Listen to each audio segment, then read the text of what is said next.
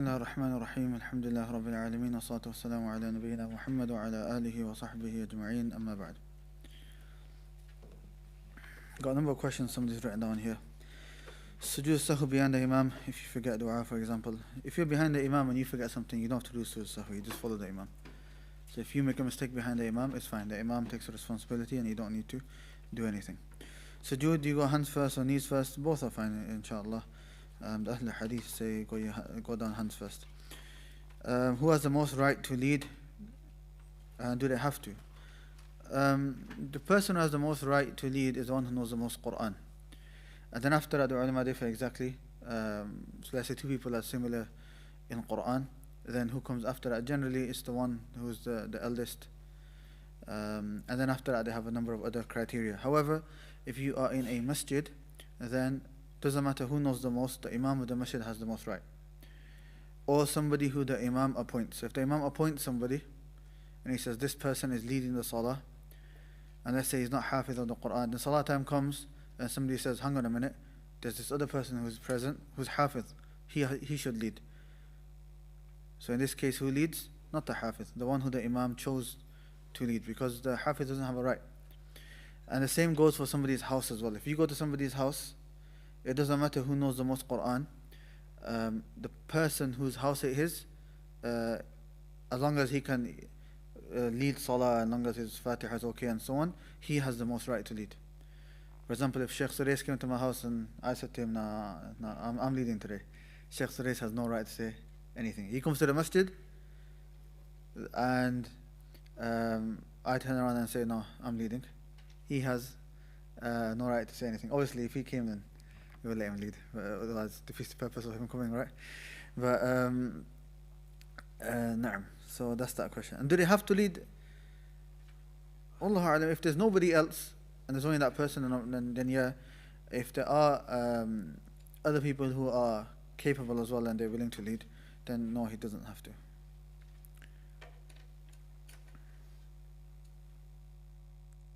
Is it better to join the right or the left side of the saf? So when you join a saf, generally when you start a new saf, you start from the middle. Some people start from the corner. I don't know, I walk in and sometimes 2 people on this side and 3 people on that side. What's going on? You start from the middle, and then you just try to keep it even behind the imam. And if you give preference to one, you give preference to the right side. And in fact, in some of the fuqaha have mentioned that if there's only people on the left and there's no one on the right, that salah is not accepted. Some have gone to that extent, but inshallah it's not the case. But the main thing is that you start from the middle and you keep it even behind the imam. Are wudu socks a scam?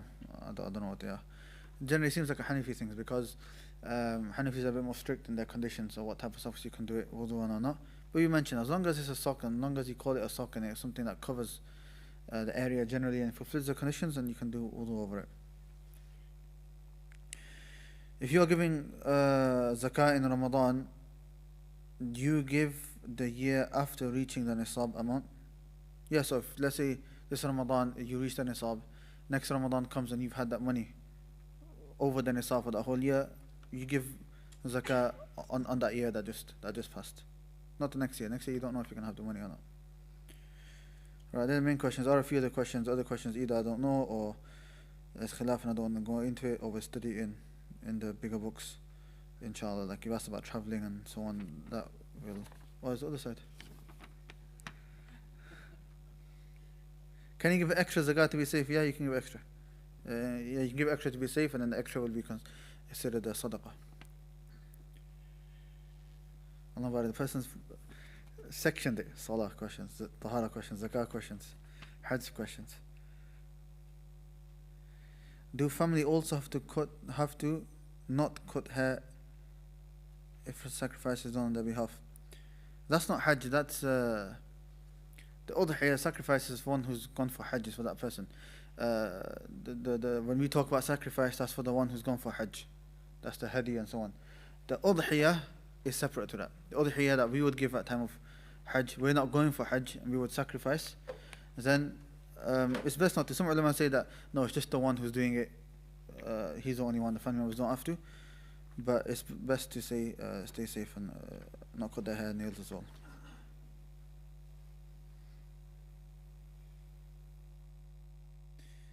Your fidatul adha is given to the poor of Makkah. No.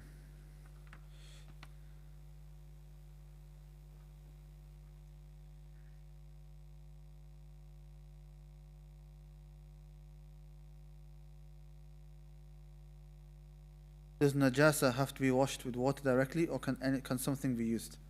You mean anything else can be used? Depends on the type of najasa. If it's the normal moderate type of najasa, then anything that removes it is fine. If it's the light type of najasa, then even sprinkling is fine, as you mentioned. If it's the mughallada, if it's the severe type, then you should wash it 7 times in one of them with turab, as we mentioned. So it depends on which type it is. Right. Okay. Right, we were taking fasting. Let's quickly revise fasting.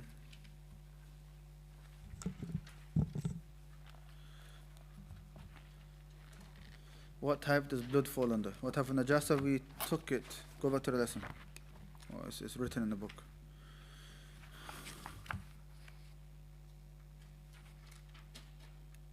Right.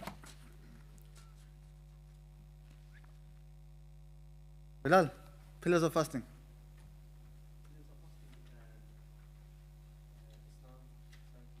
Yeah.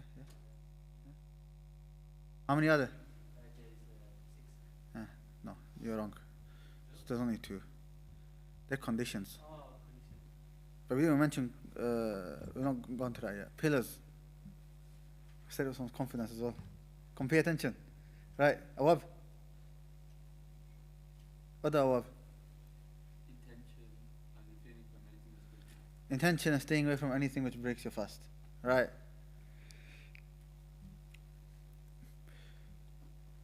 Akram, when do you make intention for fasting?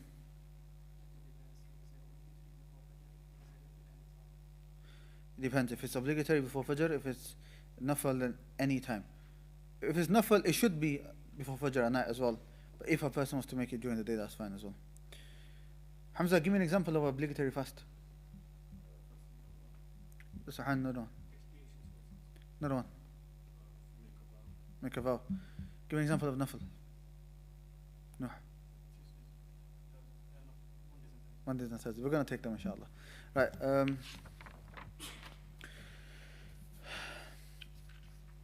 Shazad, how many conditions are there? 6. Qasim, give me the first one.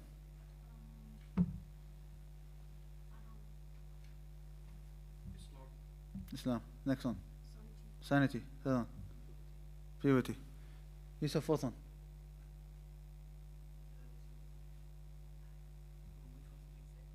The first 3 have been said. Islam, sanity, and purity.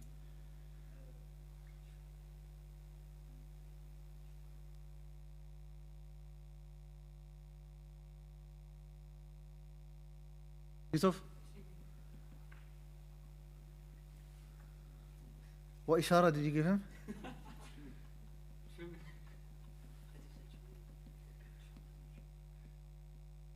Pay attention. Musa? Not traveling. Kabirul? Good health. Ranma? No, I meant his postnatal bleeding. Right.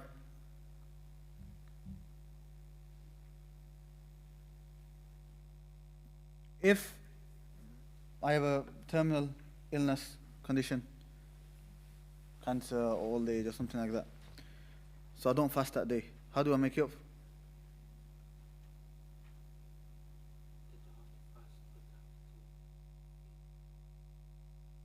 How many poor people?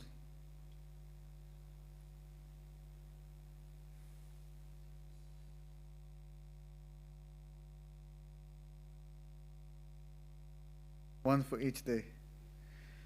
Alright. Qasim, if I just have a normal illness. You wouldn't do the fast on the day, but you'd have to make it. Good, you make it up later.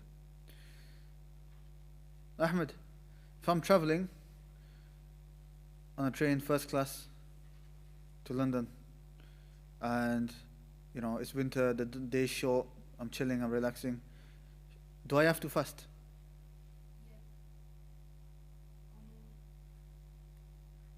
Yes or no? Yeah. Huh? You sure? I don't have to fast. Why? Because you're traveling, you don't have to fast. Okay, Ahmed, is it better for me to fast? Yeah. Why? Because can't. Huh? I've given you the situation. I've given you what it depends on. It's winter, it's a short day, Fajr's at 7 o'clock, Maghrib's at 4 o'clock. Why? Why? Huh? Okay, yeah, you get the reward of if it's Ramadan, okay? Anything else? Any other reason? No? How much? I have to read the whole scenario now. I'm traveling to London, right? So I'm a traveller. It's Ramadan, but it's in the winter. So Fajr's like 7, Maghrib's at 4. And I'm first class ticket. So, and I don't know what the good trains now, Virgin train, or it's not Virgin anymore, something else. Avanti, Coast, that's it. And, it's all easy. Do I have to fast? Good. Because it's easy, it's better for you to fast. Why? Because person fasted, it removes, it's quicker and easier to make up, and you get the reward of Ramadan as well. Okay. Rafiq, I've got a headache. Do I have to fast? It's like a normal headache. Yeah. Good. So just like a normal standard headache or something, you still have to fast. But if it's something that's going to harm you, or by you fasting it's going to get worse, then no.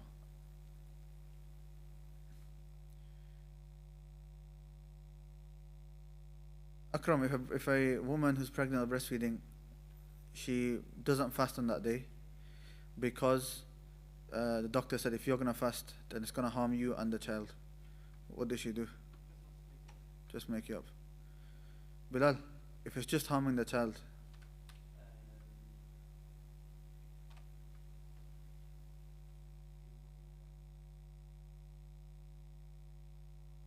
you don't have to what? Yeah, if there's harm, you don't have to fast, but how do you make it up?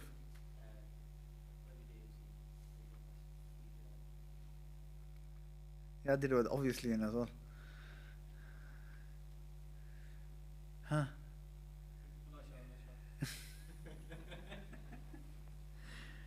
Abdul Subhan.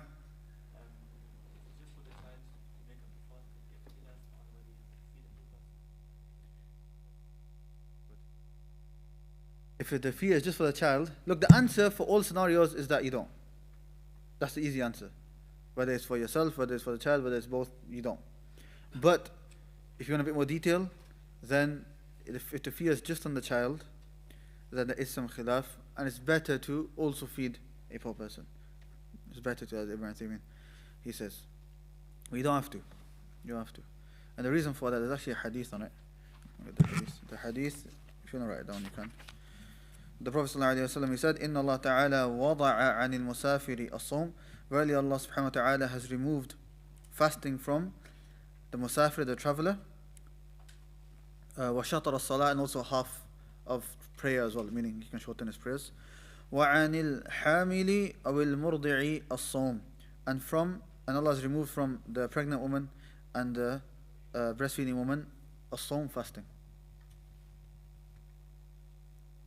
So you can see there's no mention of kafara or anything like that. And that's the opinion of some of the Salaf. It's also an opinion across, the madhahib, and it's also an opinion of Ibn Uthaymeen rahimahullah, as I mentioned.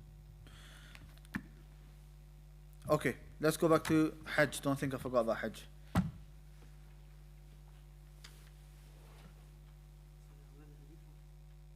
Oh, it's narrated in different places. There's different narrations in different places.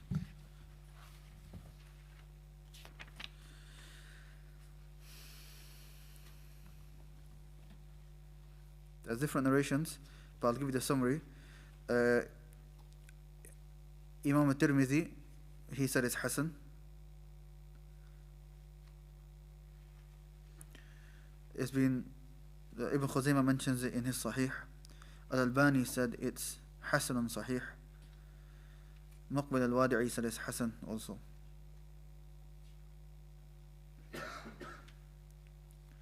As for, if you want the books as well, so there's different narrations. There's one narration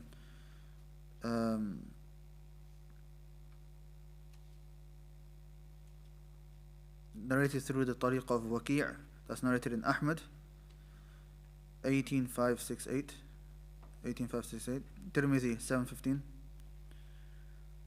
Ibn Majah 1667, and then there's other narrations as well. Okay.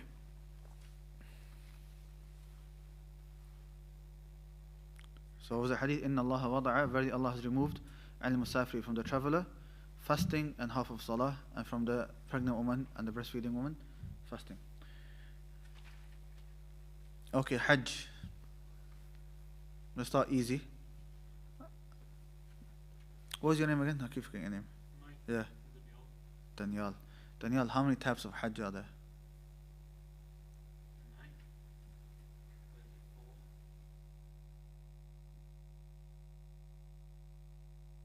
Awesome. 3. Good. Give me one.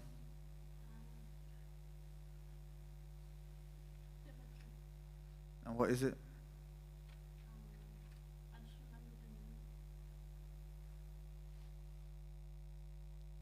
You don't know what it is? Aman?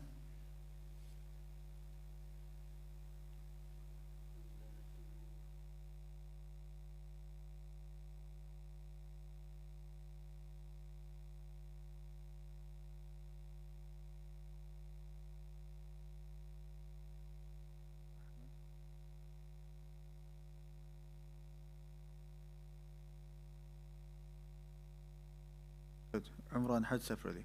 Is there a sacrifice? You sacrifice. When do you do the sacrifice? After.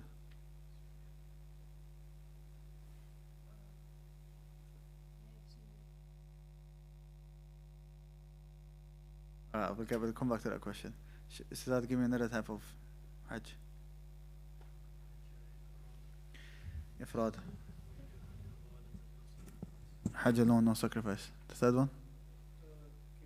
Qiran. What's that? Do it together, you don't exit ihram. A sacrifice? Yeah. When do you do that sacrifice? On day of Eid. What's another name for the day of Eid?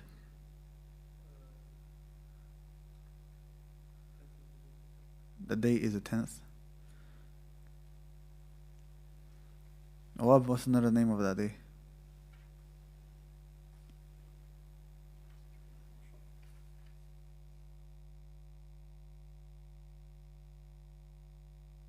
Redma?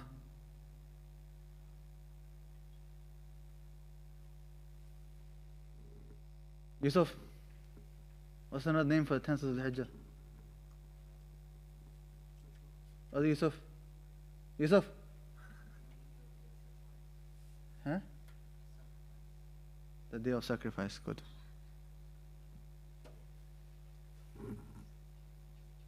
Yawm al-Nahr is called a day of sacrifice.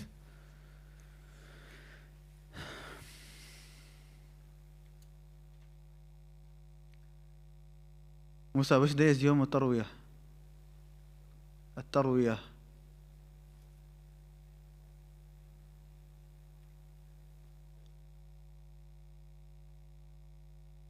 Kabirul? 8. No.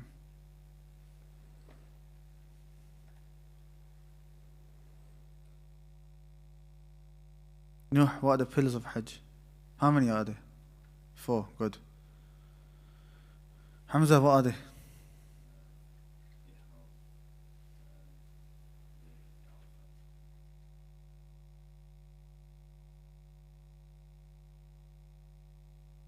Safa and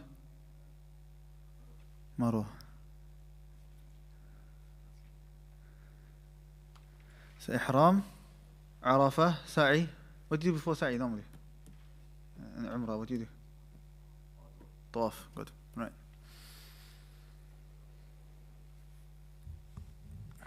Awab. Bismillah. Bismillah.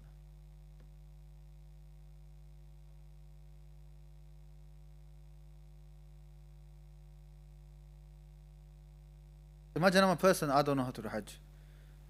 Explain to me how to do Hajj. Hmm? First, at the miqat,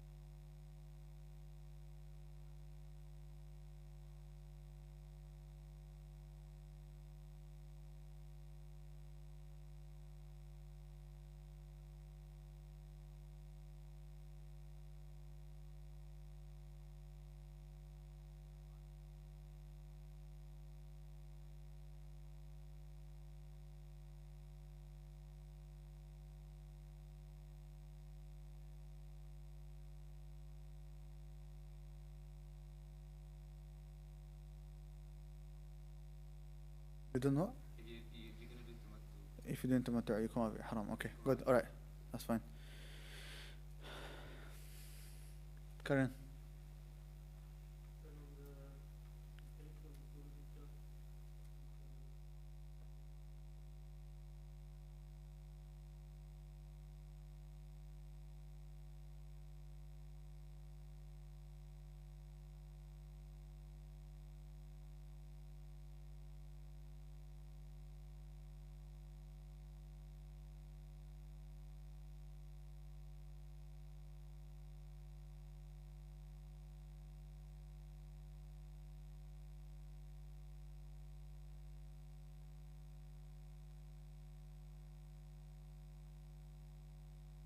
How much, Karen?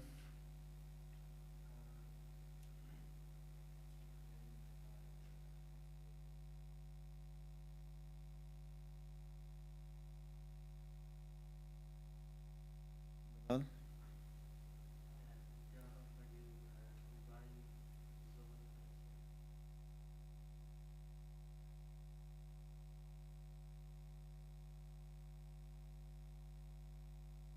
Say it with chest.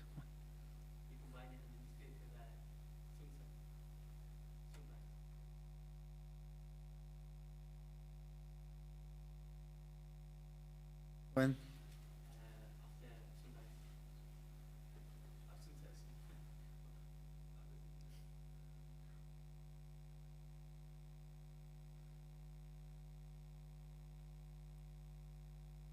Go on.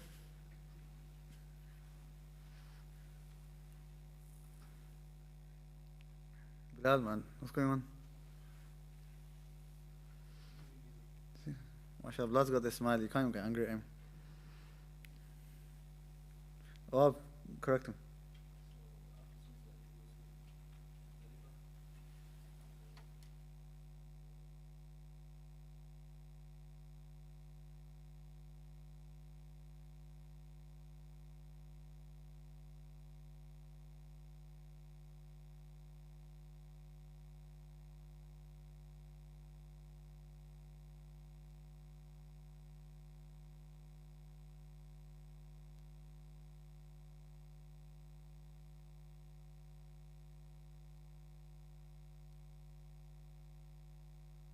Alright. Karen? Shazad?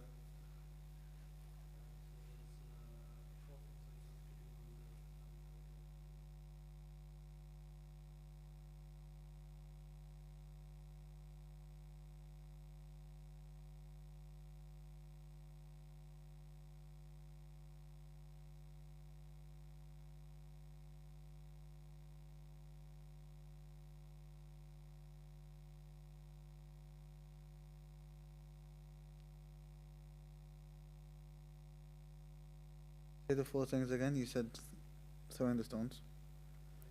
Sacrifice. That's good. What was the word I told you to memorize? Ranhat. Tazatiyan, tafsatiyan. Alright, what's between? Ha.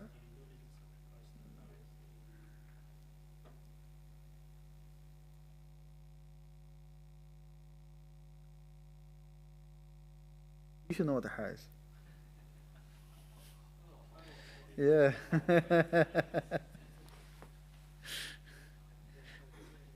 But you're not going to forget that now, inshallah.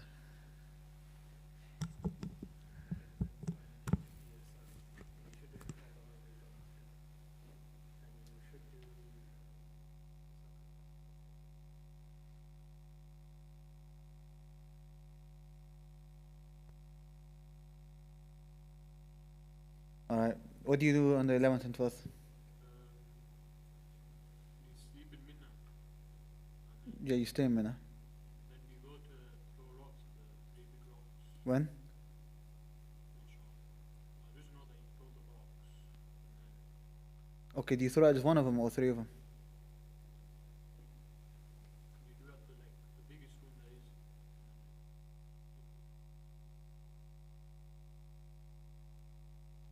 Make your mind up. Do you do one or three?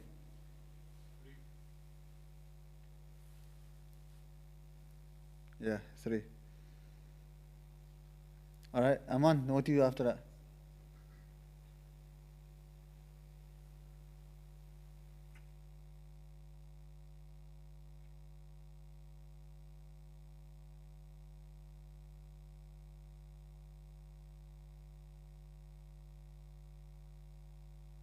After the rock throwing, yeah. Go back Back where? to the place where you sleep. Mina. Alright.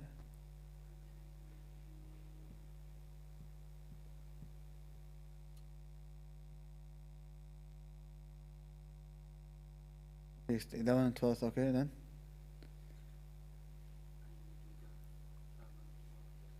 Yes, if you want to leave on the 12th after you've thrown the rocks, you do. If you're leaving straight away, you do farewell tawaf. What's the ruling on farewell tawaf? Is it a pillar, obligation, condition, nullifier, sunnah?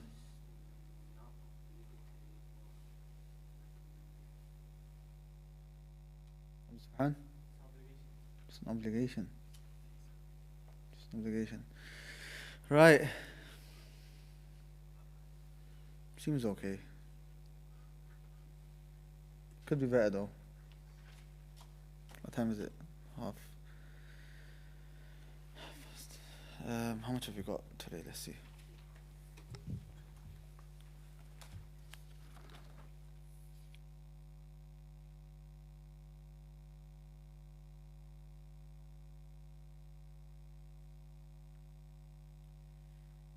Let's take the lesson then, inshallah. Okay, we're going to come now to what breaks the fast, right? So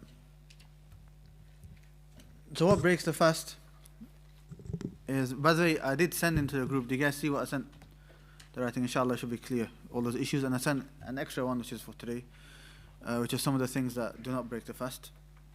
We'll have a read of that as well. But we're going to talk about now what are the things that break the fast. What are the things that break a person's fast? The first is eating and drinking intentionally. Eating and drinking intentionally. If one forgets, then the fasting is valid. If somebody forgets, then the fasting is valid.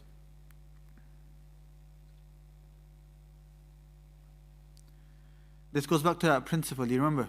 Anyone know what principle this links to? We had one principle, I mentioned it during Tahara. We talked about purification. Huh? How would that apply here?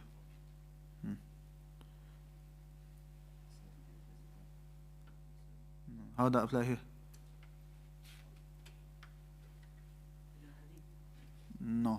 taken from hadith though. Allah doesn't blame you for what you do. That could be a general point as well, but there was a principle that we mentioned. I'll give you a clue. Remember we talked about najasa. If you pray with najasa on and you didn't know. Huh? It's not to do with that. If you pray with najasa and you didn't know, your salat's fine. Or as soon as you find out, it's fine, as long as you just get rid of it straight away. No. We said, if you're meant to do something, and then you don't do it, then you blame with it. You're meant to do wudu, you didn't do wudu, you have to repeat a salah. But if it's something you're meant to stay away from, and you accidentally do it, then there's nothing upon you. So if you have najasa on you, you meant to have najasa, you know that. You meant to stay away from it. But if you have najasa, your salah's fine. If you didn't know. So likewise here, you meant to eat, no, you meant to stay away from eating.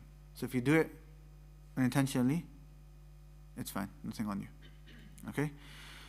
So eating and drinking intentionally. Because in the hadith that if you do that, then فَإِنَّمَا أَطْعَمَهُ اللَّهُ وَسَقَاهُ. Allah who's fed that person and made that person drink.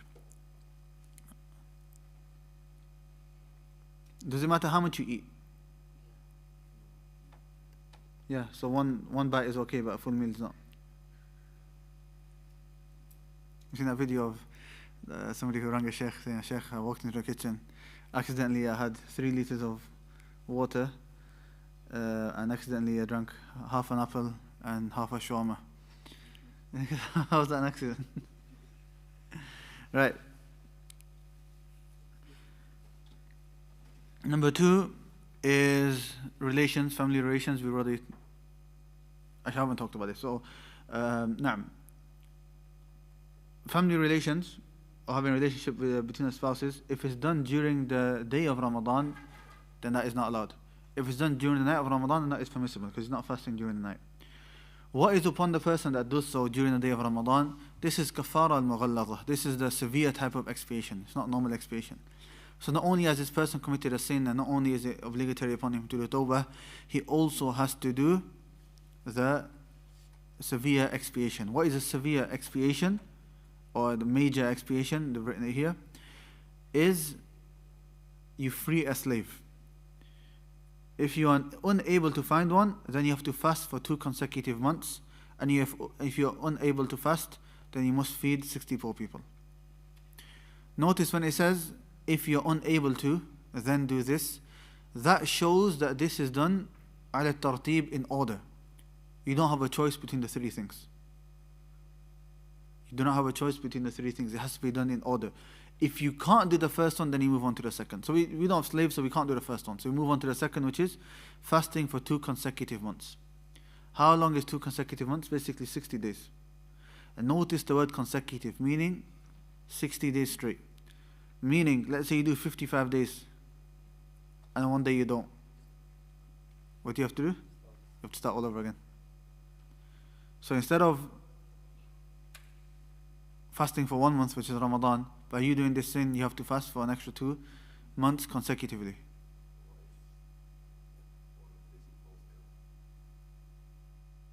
The ulama differ on that. But, no. Huh.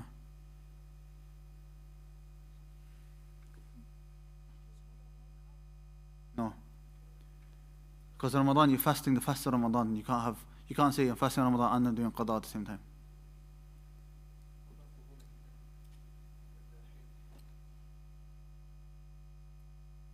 Inshallah, that should be fine, because that's not in our control. Allahu A'lam.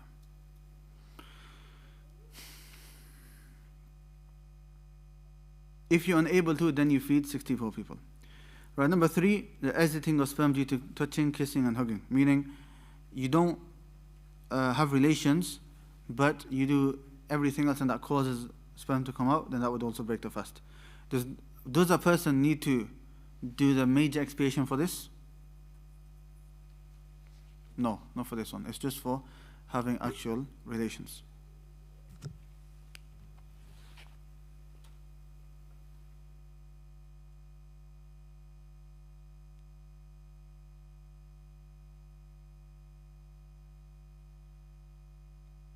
Number 4, that which takes the same ruling as eating and drinking, such as nutritional vaccines and the non-nutritional vaccines and injections do not break the fast. Meaning, the first one was anything, eating and drinking, that breaks your fast. This one here, number 4, says anything which takes the ruling of eating and drinking. So for example, there are some people who are ill, so they won't eat food. Instead, they'll take injections. And those injections, they have nutrition in there, and those injections is basically food for that person. Okay? So would it break that person's fast? Yes. Those injections would break a person's fast. Why? Because for that person, it's food and drink. For that person, it's food and drink. If it's just a normal injection, which is not considered nutritious, it's just for something else, and that's fine. So it all depends on what type of injection it is. Number 5, coughing. It breaks the fast. However, giving a little blood for medical tests does not break the fast. So if you need to go on a quick blood test and it take a little bit, that's fine. But otherwise, if you're doing hijama, coughing, then that breaks the fast. Number 6, vomiting intentionally. So if you vomit because you became ill, that's fine. But if you do it intentionally, i.e. put your hand down your throat or whatever the case may be, that breaks your fast. And number 7, menses and postnatal bleeding, that obviously breaks the fast as well.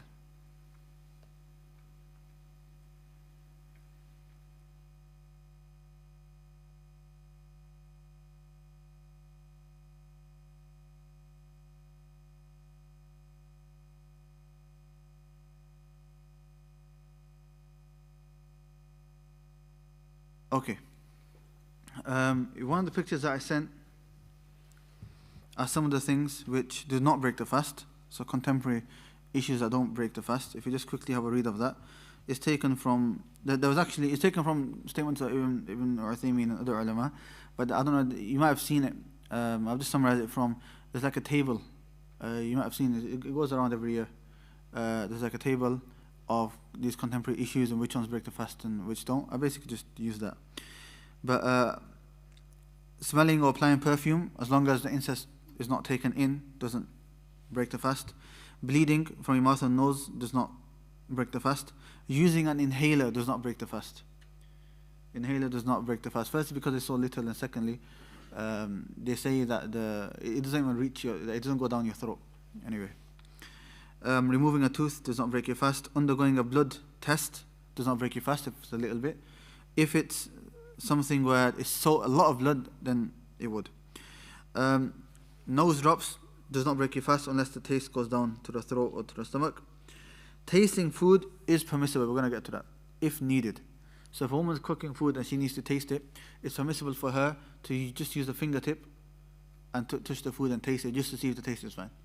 Because obviously there's a benefit to that, which is that you don't want someone who's been starving the whole day, and if iftar time comes and the food's not nice.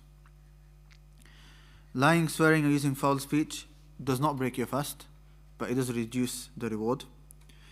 Having a wet dream or waking up in a state of major impurity does not break the fast.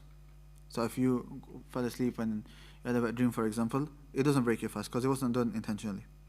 Using toothpaste and mouthwash does not break your fast, but it's best to avoid, especially those that have these different flavors and so on. Kissing and hugging does not, unless it results in ejaculation, as we mentioned. Cutting hair, trimming nails is allowed.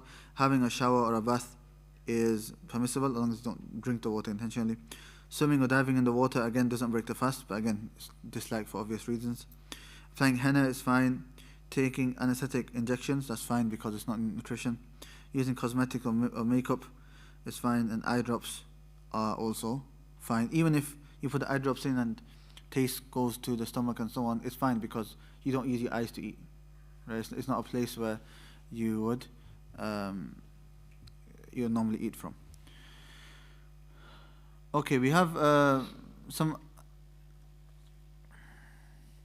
does a quantity of unintentional vomit matter? No, it doesn't. Wallahu alam. What are some of the allowed actions for the fasting person? It's allowed to swallow saliva because it's from inside, you're not eating from outside. Tasting the food if necessary in the manner which I explained.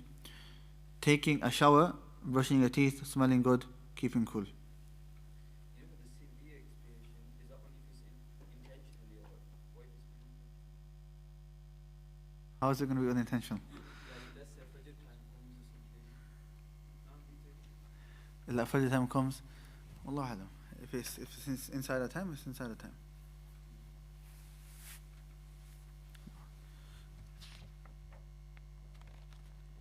Right, what are some of the recommended actions of fasting? Suhoor, eating suhoor. A lot of people, they don't eat suhoor, but it's something which is recommended, and Prophet said, فَإِنَّ فِي السُّحُورِ بَرَكَةً, there's barakah in suhoor. تأخير السحور, and the sunnah is to delay suhoor. So 12 o'clock, suhoor is basically only about 20 minutes before Fajr. That's the actual suhoor time. Maximum half an hour. The ulama generally say 15-20 minutes before Fajr time. That's the time of suhoor. Okay? So you should delay it to that time. As for a person who eats after Taraweeh, that does not count as suhoor. Okay, or having a midnight feast, that does not count as suhoor. The third is hastening to break the fast. So at Maghrib time you do the opposite and you hasten to break your fast. Number 4 is talking about the food that you should try to break your fast with. You break your fast with fresh dates. If you can't find fresh dates, these fresh juicy wet dates, they call rutab in Arabic, so fresh wet dates, then you do with any dates that you have. You should try to eat an odd number of dates. If you can't find dates, then just have water. And if you can't find a water, then just eat whatever it is. Otherwise, if you can't find any food, let's say you can't find any food whatsoever, then you just make the intention and your fast is done. Making dua whilst fasting and also at the time of breaking the fast. So some people think that the time that dua is accepted is only when you are breaking the fast. But that's not the case. In fact, in some ahadith, the Prophet has mentioned generally the one who is fasting, his dua is accepted. So during the whole day, bi'ithnillah. Giving more charity, praying more night prayer, reciting the Quran, saying I am fasting to the one who insults him, making umrah if possible, as many virtues to that, i'tikaf in the last 10 nights, and searching for the night of Al-Qadr. All of these are recommended actions. Disliked actions whilst fasting, being excessive when rinsing the mouth and nose, since the water may go down to the throat. So generally, it's from the sunnah that when you wash your mouth and rinse your nose, you do mubalagha. Are you paying attention? Say it properly. Put your phone away. Put it away. No, say it properly. You as well, say it properly. So normally when you do wudu, you should do mubalagha. You should be excessive when it comes to putting water in your mouth and in your nose. But whilst you're fasting, it's disliked to do so because the water can obviously go down and reach go down the throat. And it's also tasting food for no good reason. Right, prohibited actions for the one who is fasting, swallowing. It says spit or phlegm. It's mainly referring to phlegm. If it's referring to saliva, we say saliva is permissible. It doesn't break your fast though. It does not break your fast. Kissing the wife if one is not strong enough to keep away from relations, and thus nullifying the fast. Number 3, every prohibited action outside of Ramadan. So anything which is haram outside of Ramadan is haram inside. In fact, worse. Foolishness, just wasting your time, doing things which are foolish. Fasting 2 days without breaking the fast. What does that mean? Basically, not having anything at night. So you fast 1 day, and Maghrib time comes, you decide not to have anything. And Isha comes, you decide not to have anything. Tarawih happens, you decide not to have anything. Suhoor comes, you decide not to have anything, and the next day comes. That's not allowed. You should eat something between the 2 days of fasting. I did see somebody, I think, that tweeted once. They fell asleep before Maghrib and they woke up after Fajr. So that person, obviously there's no sin upon that person because it wasn't intentional, but that's a long 2 days of fasting for that person. Huh? Yeah, you missed, I think, unintentionally. Right, recommended fasting. I.e., what days are recommended for a person to fast? What days are recommended for a person to fast? Fasting the 6 days of Shawwal after fasting Ramadan. The best is to fast them consecutively from the second day. It's not a condition for them to be consecutive. Qasim, what does consecutive mean?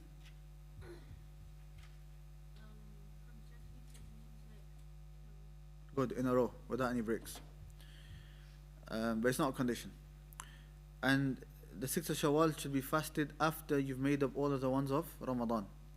So, if you've not made up all the fast for Ramadan, then you should not fast the 6th of Shawwal. That's because in the hadith, Prophet said that whoever fasts Ramadan and then the 6th of Shawwal. Then meaning you have to complete Ramadan. If you've not done all the fast of Ramadan, you've not fasted Ramadan. And secondly, Ramadan fasts are obligatory, and these are recommended. And you should always give preference to that which is obligatory. Number 2, fasting day of Arafah for the one not performing Hajj. So the one who's performing Hajj is not allowed to fast. Why? Because he needs that energy for that day to make dua and so on. But if you're not doing Hajj, then you should fast on the day of Arafah. Fasting day of Ashura along with the day before and after it, 9, 10, 11. Fasting Mondays and Thursdays, especially Mondays. Fasting 3 days in each month. And the best are the white days, 13th, 14th and 15th of Islamic calendar months. It can be any 3 days of the month, because some narrations do say 3 days of the month, and some narrations do mention that 13th, 14th, 15th, but it's not restricted to that. So if you do any 3 days, then inshallah this sunnah would be done. Because Hajj is coming up, some people say that, when Hajj is here, Fasting every other day, meaning fasting one day and missing another day. So you fast Monday, then don't fast Tuesday. Fast Wednesday, then don't fast Thursday. Fast Friday, don't fast Saturday. Fast Sunday, don't fast Monday. Then fast Tuesday, and so on. That was the fasting of Dawood alayhi salam, and the Prophet said that's the best fast. Number 7, fasting the month of Muharram. Number 8, fasting the 9th of Al-Hijjah.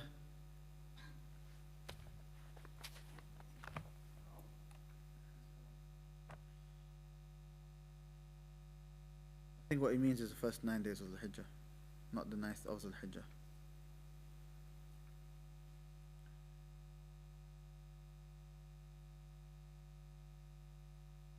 And number 9 is fasting Sha'ban, which is the month before Ramadan. The month before Ramadan.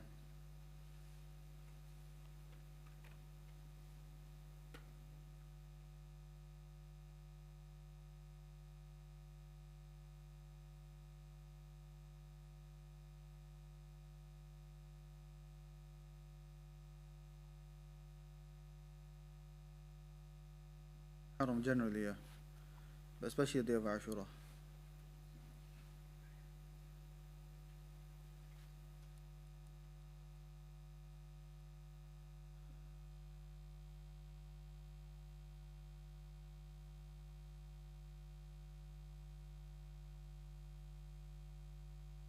He says, for women, how does repaying missed fast before fasting 6 days of Shawwal reconcile with the hadith of Aisha and Bukhari and Muslim? I'm not sure what hadith is that. But a woman generally, if they're on the menses, they only miss a week of fasting. Therefore, they have time to make up the ones that they've missed, and then also the 6th of Shawwal as well. Some ulama have said,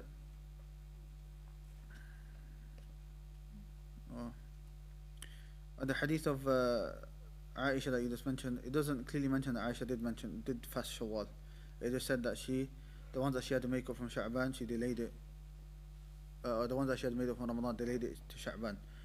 But some ulama have said that if a woman's trying, and it gets to a time where it's not able for her to fast both because of her cycle and so on, then she can fast the 6th of Shawwal and then make up the rest later. Because obviously if she's missing a week in Ramadan and also a week in Shawwal, then it's difficult for her to do so. So ulama make an exception for that. Right, dislike fasting. It is disliked to fast only on Friday, only Saturday, only Sunday. Meaning, to single out these days. So let's say you wake up Friday, you know what, I'm fasting today. That's disliked.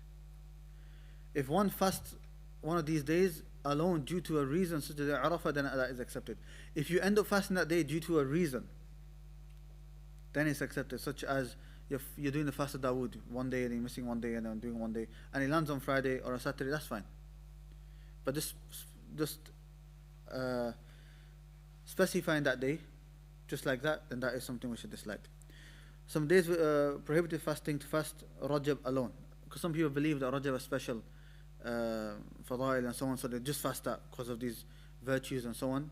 That is something which is prohibited. If a person normally fasts Mondays and Thursdays and so on, then it comes, then that's fine. To fast any of the 2 days of Eid, it's haram to fast on the days of Eid.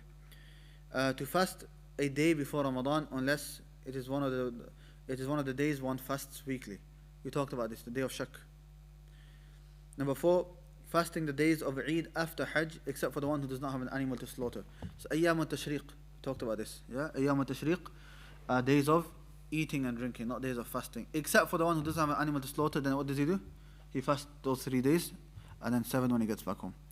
And fasting every single day. So if you fast 365 days a year, that's also not allowed. The ruling on making of fasting, it is recommended to fast them consecutively. Is recommended. So basically try to do it as soon as possible. It is recommended to make it as soon as possible after Eid. It is not permissible to delay making them until the next Ramadan. You basically have the whole year to make it up. As the hadith of Aisha, that she didn't find any time except for Sha'ban. So you have the whole year to make it up, any time during the year. If one does delay it, if one does delay it till Ramadan and he still not made it, then there is nothing extra upon them except to make them up whilst he is sinful. Meaning, you still have to make it up, but now you're sinful. Right, we finished with fasting. We finished with the fiqh of fasting. Now we come to Zakatul Fitr.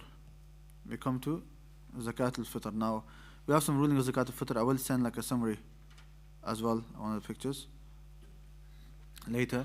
But quick rulings regarding Zakatul Fitr.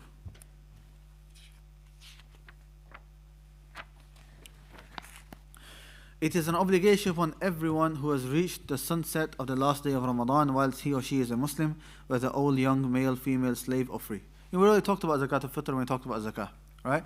So if you reached basically the last day of Ramadan, last sunset, i.e. the day of Eid, because the day starts from Maghrib, the day before, and you're a Muslim, so whether you're old, young, male, female, free or a slave, then you should give Zakat al-Fitr. As long as you have enough food and drink for the day of Eid, plus an extra sa', because that's how much Zakat al-Fitr is given.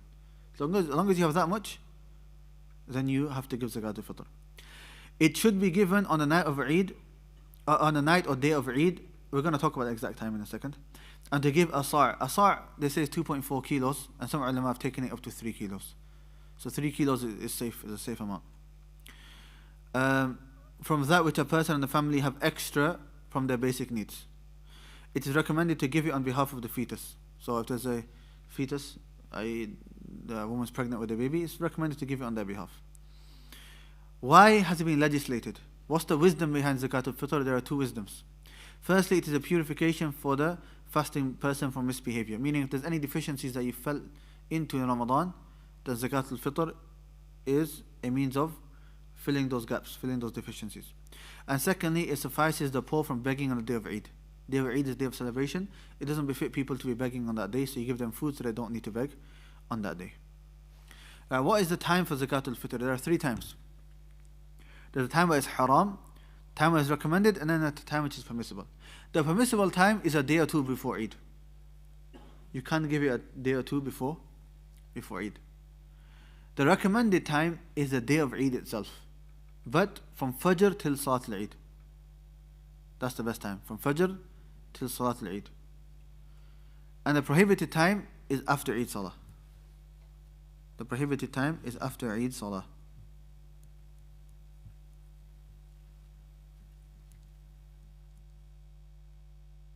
Okay, if you're sending the money abroad, right, then you can give it before Eid, but you need to try to make sure that those who are distributing the Zakat al-Fitr distribute it in the correct time. Okay, so you can give it before, but make sure it reaches the poor in the correct time. How much Zakat al-Fitr? 1 sa' of food, which is equal to 2 kilos and 40 grams of good wheat. Money is not sufficient. You can't give money. You can't give money because the Prophet mentioned that it should be food, right? Do you any organizations for this? No, the ruling in normal zakah is that you go give it to the poor yourself. And it is permissible to give it to somebody else to distribute it on your behalf. So if you give it to a masjid, you give it to a charity, you give it to relatives who are back home, and so on, that is all permissible. That are some of the rulings regarding Zakatul Fitr. Now we come to the Eid prayer. The Eid prayer. The Eid prayer, it says here, it is an individual obligation on everyone. Meaning it's obligation upon everyone. Wait, somebody asked a question. Zakat al-Fitr, does this mean that if I use money to pay the masjid, it's not allowed? Answer the question. He said if I give money to the masjid, that's not allowed for Zakat al-Fitr. Yeah, when we say money is not sufficient, i.e. it's not sufficient to give money to the poor. If you give an organization money, for them to use that money to buy food and then give food, that's permissible. Yeah?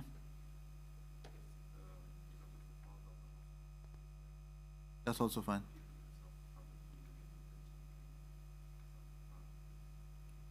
No, that should be fine, inshallah. But the whoever is paying should inform everyone that I've paid Zakat al-Fitr on your behalf. Yeah, generally it is the man of the household, whoever's in charge of the household, he's the one who pays. Right, Salat al-Eid is an obligation upon everyone. And the reason for that is because the Prophet ﷺ, in the hadith, he even commanded women who are not praying to come out to the Masalla of Eid. So from there, the ulama have taken that it's an obligation upon everyone. The ulama do differ, some say it's fardu ayn, some say fardu kifaya, some say mustahab and so on. But the main thing is that a person should not miss Salat al-Eid. The time of the prayer is from when the sun rises above the height of a spear until it reaches the zenith. In simple terms, from sunrise till Dhuhr. That's the time for Eid Salah. So you can pray soon, straight after sunrise. And that's what they do in many Arab countries. That's what they do in many Arab countries. When we used to do Masjid Nabi, we would just pray Fajr Masjid Nabi and then stay till sunrise. And then after sunrise, 15 minutes later, they would do Salat al-Eid. And you can do it all the way until the zenith, until Dhuhr time, basically, just before Dhuhr. So right now Fajr starts about 3 o'clock-ish and then finishes about 5 or just before 5. So you can, from 5 o'clock you can start praying Eid Salah, or 6 or 7 or 8 or 9 or 10 or 11. Okay, 12 onwards is pushing, is very close to the zenith. If one misses it, one cannot make it up. Okay, this is an issue again, ulama do differ in this, but generally they say that you can't make it up. Why? Because the time's finished. Eid is for the day of Eid. You missed the time. It is from the sunnah of the Prophet ﷺ that he would pray in an open space. He would pray in an open space. If you go to Medina now, there's a masjid called Masjid Al-Ghumamah. Masjid Al-Ghumamah, which is a grey coloured masjid. If you're facing the Qibla, it's in the right top corner. Just as soon as you come out, there's normally a lot of birds there and so on, people feed them. That Masjid Al-Ghumamah, very small masjid, grey coloured. That's where the Prophet ﷺ used to pray Eid and also the rain prayer. So that was considered outside of Medina. It was considered like an open space at the time. Now they built a masjid there, but that was outside Medina at the time. So that's why it's sunnah to pray outside. That's why many masajid now pray in parks or pray in fields or cricket pitches or whatever they can find outside. That's the sunnah. Whilst it is permissible to pray in the masjid. It's permissible to pray in the masjid. Likewise, it is recommended to eat an odd number of days before Eid al-Fitr.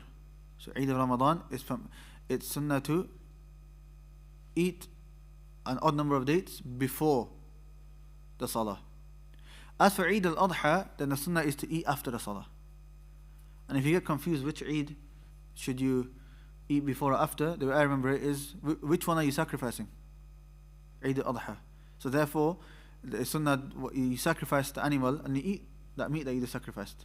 And that sacrifice happens when? After Salat al-Eid. Okay?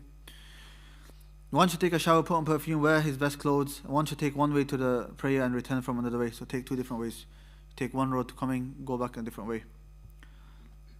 A Muslim should greet other Muslims with the greetings of Eid, such as, may Allah accept our deeds and your good deeds. Taqabbalallahu minna wa minkum. You can say anything. It's permissible to say anything. So for example, it's permissible to say, some Arabs they say, Kullu aamin wa antum bi khair. That basically means may you have like a good year.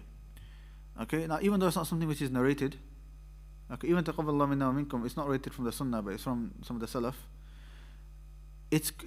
You're congratulating someone. And congratulations, the asl is that it goes back to al-hil. The asl is that it's permissible and it goes back to the urf of the people and you can say whatever. You can say in English, you can say in any language. So therefore, if you say a different statement, it's permissible. Because it's not something which is restricted by the Sharia. Now, Eid Mubarak? Wallah, I don't think so.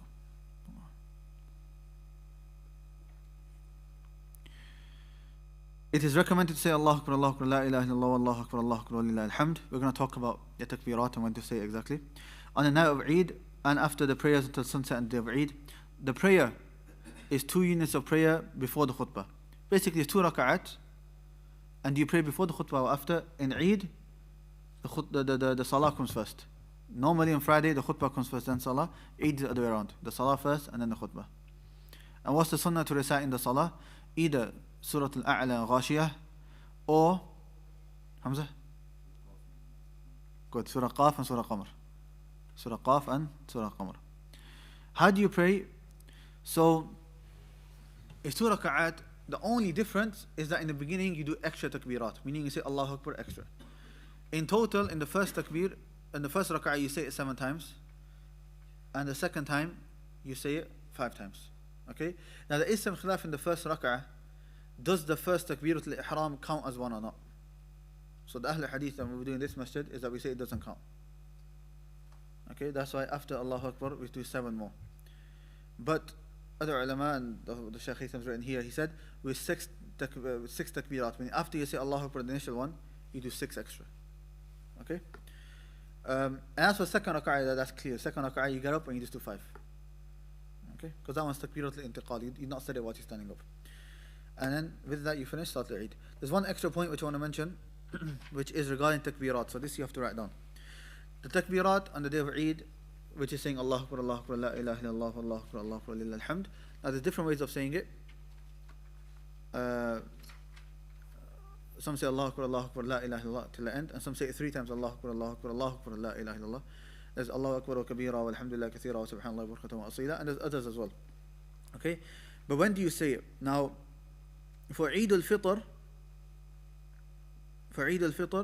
you can say it basically any time, including after the prayers, from when Eid is announced, basically from sunset on the day of Eid, so the last day of Ramadan when it hits Maghrib, from that time until the end of Salat al-Eid. So you just keep saying it, It's a very short time. From Maghrib till end of Salat al-Eid. That's for Eid al-Fitr. As for Eid al-Adha, then there are 2 types. They call it التكبيرات المطلقة and التكبير المطلق المقيد. Mutlaq means unrestricted, meaning you can say it any time from the beginning of the Hijjah until the end of the days of Tashriq, i.e. till Maghrib on the 13th. So all the first 10 days, all the way until the 13th, Maghrib time, you just keep saying this takbirat. Okay? Then there's a muqayyid one, then there's a specific time as well, which is from the Fajr of the day of Arafah, from Fajr on the day of Arafah, which is the 9th, until the end of the day of this Tashriq, you should also say it after all of the prayers. So this is a bit more specific time. After the prayers, you should say it.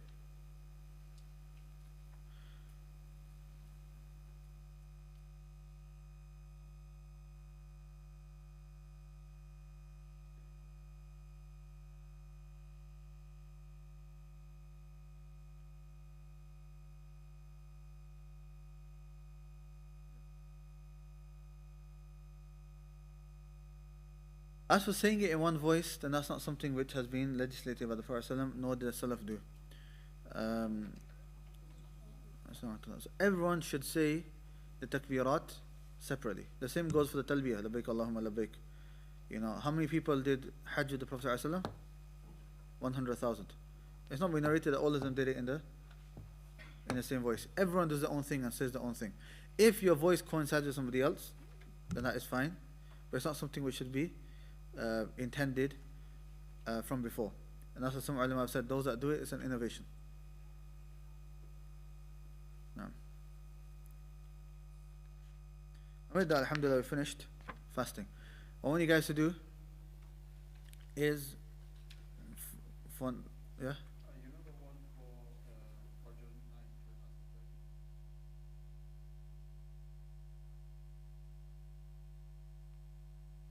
9 Takbirat Should be done loudly.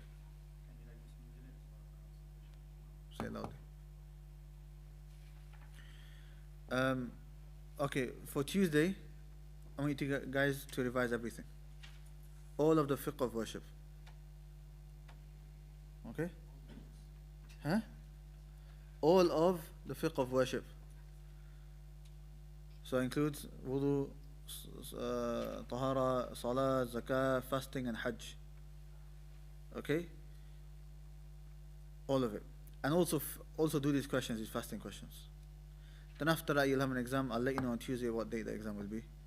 Inshallah. As for now, there's time till Maghrib. I want everyone to stay in their seats until the adhan and revise with each other Hajj and fasting. Start with Hajj. If you think Hajj is okay, then move on to fasting. Okay? Fasting, if you notice, I went through it quite quickly because most of it is quite straightforward. Yeah, most of it is quite straightforward. So focus a lot on Hajj. The only thing for fasting is just like the memorization part of it. As for the understanding, most of it is quite straightforward. But make sure Hajj you guys know inside out. Both that Hajj is 2 parts, technical rulings and then the description of it. Make sure you know both.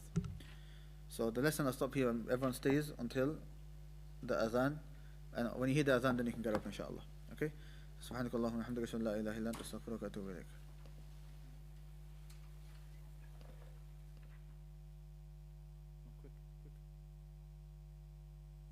Aman, come here. Aman.